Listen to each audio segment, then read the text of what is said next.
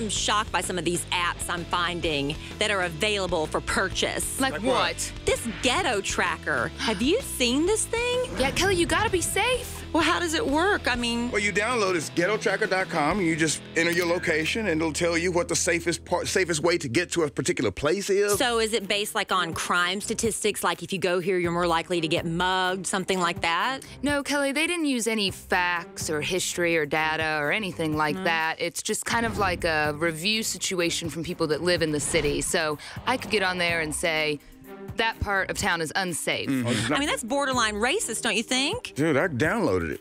Yeah. Why would you download Ghetto I want Tracker? to go into the bad part of town.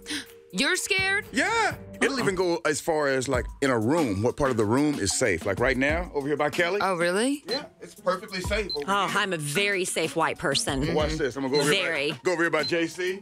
It's like going, whoa! It's like going Whoa, JC! crazy over When here. did you get that Hey, man. tat? What is that tat? Taco, man. That's a taco? Yeah, man. Why do you have a taco on your face? Cause one time I dropped my taco, it broke all over the place, man, so I just put it on the tribute. Rest in peace, Fatima.